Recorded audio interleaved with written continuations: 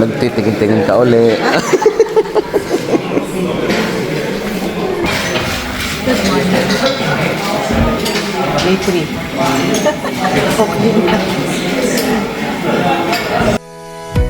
Good morning po sa inyong lahat. Ngayon po ay ikatlong araw na po namin dito sa Barcelona.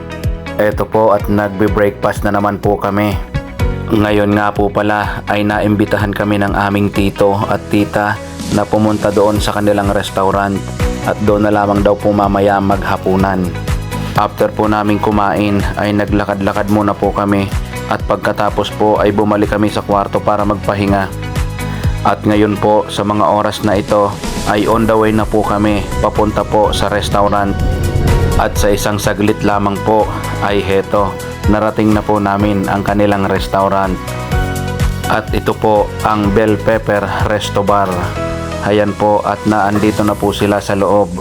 Ngayong araw po ay sarado normally ang restaurant, ngunit kanila lamang itong binuksan para kami ay magkasama-sama.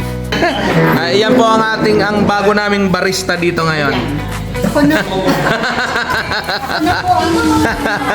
Ano po ang kahera ngayon?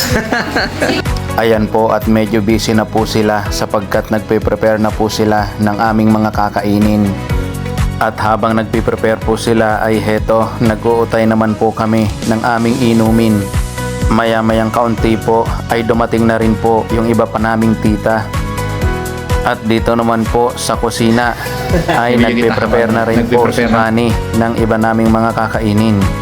Maya-mayang kaunti po ay inumpisahan na rin po ni Julius ang karaoke.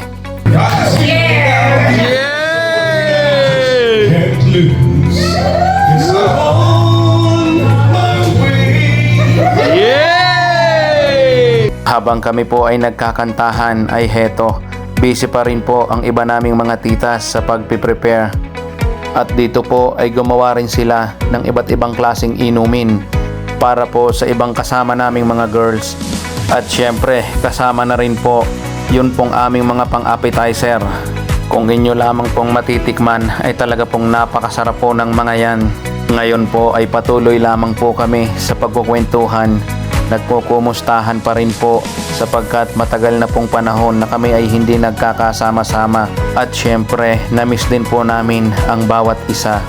Sa totoo lamang po ay medyo busog na po ako, ngunit hindi ko po alam na nagprepare din po sila ng paella.